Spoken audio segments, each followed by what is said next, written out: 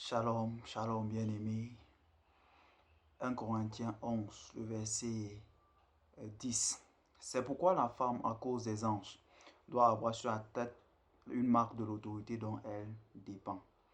Bien-aimé, plusieurs personnes demandent quel est le secret de l'élévation et de l'autorité spirituelle. Voici l'un des secrets qui a été longtemps négligé par les enfants de Dieu qui désirent grandir dans l'onction, grandir dans la puissance. Ici, il est dit que la femme doit avoir sur la tête l'autorité, la marque de l'autorité dont elle dépend à cause des anges. Je ne veux pas entrer dans les débats sur le voile et toutes ces choses-là, mais ce que je veux remarquer, c'est que le principe ici est spirituel. Le plus important ici n'est pas la pratique, mais le principe qui ressort.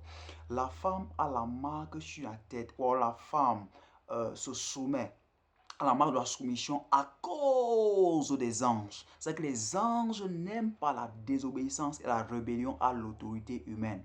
Si vous voulez être élevé sur le plan spirituel, apprenez à vous soumettre aux autorités humaines.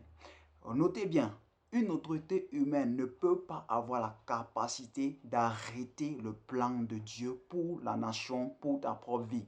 Que ce soit une autorité politique, une autorité religieuse ou alors une autorité même traditionnelle.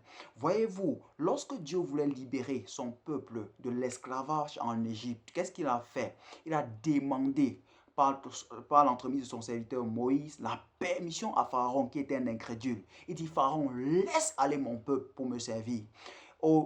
Pharaon n'a pas cédé d'un coup. Il a fallu 9 miracles. Mais lorsque le 10e miracle est arrivé, la mort des premiers-nés, Pharaon a cédé, Pharaon a donné son accord. Moïse pouvait se dire, Dieu veut que le peuple soit libéré et m'envoie comme libérateur et se rebeller à l'autorité de Pharaon qui était l'autorité humaine à l'époque. Non, Dieu ne devrait pas être d'accord avec lui. Nous devons faire attention. Lorsque Dieu nous confie une responsabilité spirituelle, une responsabilité dans un secteur précis, sachons-le, nous devons soumission aux autorités qui sont devant nous. Cette soumission s'apprend à partir de la maison même. C'est que j'apprends à me soumettre à mon grand frère, j'apprends à me soumettre à mes parents, j'apprends à me soumettre à mon mari, pour celles qui sont mariées. Et je remarque ici que plusieurs femmes échouent sur le plan spirituel parce qu'elles ne sont pas soumises à la maison. La plus grande autorité que Dieu établit sur la femme, ce n'est pas le pasteur, ce n'est pas le patron au travail, c'est son mari, parce qu'il est son Seigneur. Parce que tu dois l'aimer comme le Seigneur. Et Dieu n'a jamais dit d'aimer le patron comme le Seigneur. C'est que tu dois honorer, respecter ton mari. Si tu veux être élevé sur le plan spirituel. Si un jeune homme veut se lever et éclore dans le ministère, sache, bien-aimé, qu'il y a des gens qui ont œuvré avant toi, qui sont devant toi. Tu dois les honorer.